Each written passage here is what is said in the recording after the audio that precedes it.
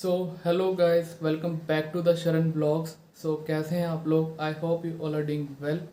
सो आज की वीडियो में हम बात करेंगे अबाउट द डेफरमेंट कि डेफरमेंट क्या होता है, हमें अपना कब इनटेक डेफर कराना पड़ता है और इसके अलावा हमें डेफर कराना चाहिए या फिर ऑनलाइन क्लासेस लेनी चाहिए, और भी इम्पोर्टेंट बातें रिलेटेड टू डेफरमेंट।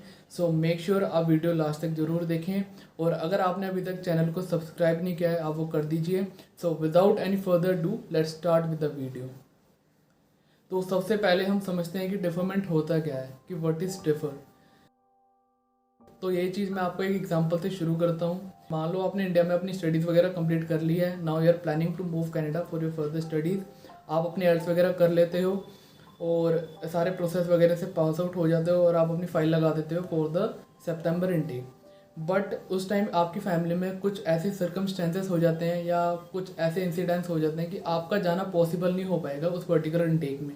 तो आपके पास ये ऑप्शन रहता है कि आप अपना जो भी आपने इनटेक लिया है उसे कैंसिल करा के उससे अगला इनटेक आप ले सकते हैं। मतलब कि आप अपना इनटेक पोस्टपोन करा सकते हैं। तो बस इसी चीज़ को कहा जाता है कि आपने अपना इनटेक डेफर करा लिया है। सो ये एक टाइप की फैसिलिटी है जो कॉलेज आपको देता है। सो अब आते हैं कि डेफरमेंट का ड्रॉबैक क्या है, क्या नुकसान है डेफरमेंट का। तो ये मैं आपको सिंपली बता दूं, डेफरमेंट का कोई नुकसान नहीं है। जो नुकसान मुझे लगता है, जो ड्रॉबैक मुझे लगता है, वो है डेफरमेंट डेडलाइन डेट का। अब ये क्या होता है, हर कॉलेज या यूनिवर्सिटी जो भी कनाडा में है वो इंटरनेशनल स्टूडेंट के लिए जब आप आने से पहले वो अपनी एक पर्टिकुलर डेडलाइन डेट अनाउंस कर देता है, जिसे हम डेफरमेंट डेडलाइन डेट कहते हैं। वो जो डेट अनाउंस करता है वो 3 से 4 वीक पहले, अपनी क्लासेस शुरू होने से पहले वो कॉलेज अपनी अनाउंस कर देता है। इसमें क्या होता है कि आपको उस पर्टिकुलर डेट तक अपना डिसीजन देना होता है कि whether you are coming to Canada और नॉट।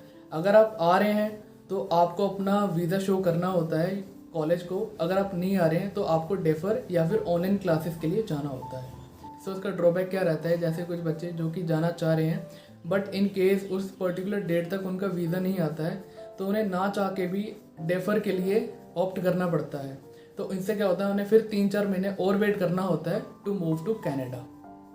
आपका अगर उस पर्टिकुलर डेट तक वीज़ा नहीं आया होता है तो आपके पास दो ऑप्शन बच जाते हैं, या तो आपको अपना इनटेक डेफर कराना होता है या ऑनलाइन क्लासेस के लिए जाना होता है। अगर आप चाहते हो कि मेरे 3 से 4 महीने जो भी आप वेटिंग में ना वेस्ट हों, आप अपना टाइम वेस्ट नहीं करना चाहते हो और चाहते हो कि मेरी जो क्लासें हैं यहीं से कंटिन्यू हो जाएं, तो आप ऑनलाइन क्लासेस के लिए जा सकते हो। आपकी इंडिया से ही ऑनलाइन क्लासेस स्टार्ट हो जाएंगी और जो आपका टाइम पीरियड है वो वेस्ट नहीं होगा। बट ये ऑप्शन होने के बाद भी ज़्यादातर बच्चे अपना इनटेक डेफर ही क्यों कराते हैं? तो इसका जवाब ये है कि ऑनलाइन क्लास चूज़ करना is kind of a risky option. अब ये रिस्की क्यों है, इसके लिए मेरे पास कोई श्योरली एविडेंस भी नहीं है, क्योंकि I am not a kind of consultant और एजेंट। जो मैंने सुना है और जो मेरी नॉलेज में है, ऐसा कहा जाता है जब आप ऑनलाइन क्लासेस के लिए लेते हैं उसमें क्या होता है, आपके जो रिफ्यूज़ल के चांसेस हैं वो हाई हो जाते हैं। एंड इसका एक ड्रॉबैक ये भी रहता है कि एट द टाइम ऑफ रिफंडमेंट, जब आप अपने कॉलेज से फीस रिफंडमेंट के लिए रिक्वेस्ट करते हैं तो उस टाइम भी काफ़ी ज़्यादा प्रॉब्लम आती है। कहीं जब आप फीस रिफंडमेंट के लिए अप्लाई करते हैं तो आपकी काफ़ी ह्यूज अमाउंट में फ़ीस डिडक्ट होकर आती है, जो कि कई बार आपको ह्यूज फाइनेंशियल लॉस भी फेस करना पड़ता है। That's why opting online classes is a risky option. तभी ज़्यादातर बच्चे अपना इनटेक डेफर कराते हैं rather than choosing a online classes. मेरे साथ भी ऐसा हुआ है, जैसे कि मेरा सितंबर इनटेक था बट मेरा वीज़ा अभी तक नहीं आया है, जिस कारण मुझे अपना जो इनटेक है वो डेफर कराना पड़ा है। मेरे एजेंट ने भी मुझे ये सजेस्ट किया था कि आप ऑनलाइन क्लासेस ना लेके अपना इनटेक डेफर करा लो, वो ज़्यादा सेफ ऑप्शन है। वो मैंने भी वही किया है। अगर आप भी इस सिचुएशन में हैं तो आप भी अपना इनटेक डेफर करा लें rather than opting online classes. बाकी आपकी सारी पर्सनल नॉलेज है, आपका पर्सनल ओपिनियन है।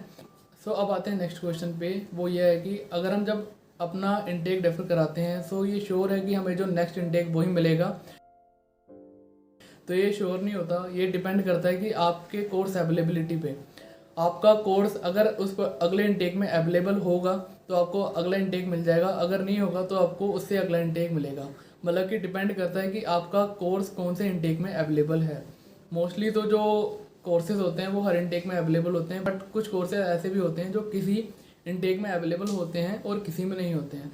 अगर कोई ऐसा कोर्स है जो कि आपका सितंबर और मई इनटेक में अवेलेबल है तो आप अगर सितंबर से डेफर कराते हैं तो सीधा आपको मई इनटेक मिलेगा, जनवरी इनटेक नहीं मिलेगा। तो ये डिपेंड करता है कि आपका जो कोर्स है वो उस पर्टिकुलर इनटेक में अवेलेबल है क्या नहीं है। सो ये थी सारी बातें रिलेटेड टू डेफरमेंट। तो जितना भी मुझे पता था मैंने आप लोगों से शेयर करने की कोशिश करी है। सो अगर आपकी कोई राय है अबाउट द डिफरमेंट या कोई पॉइंट मैंने ऐसा मिस कर दिया है या फिर आप कुछ और भी आपको कुछ पता है तो आप नीचे कमेंट करके वो बता सकते हैं। और इसके अलावा आपको कोई भी क्वेरी है आप मुझे फॉलो कर सकते हैं इंस्टाग्राम पे। सो ये था बस आज की वीडियो में। अगर वीडियो इन्फॉर्मेटिव लगा हो so hit the like button and subscribe to my YouTube channel.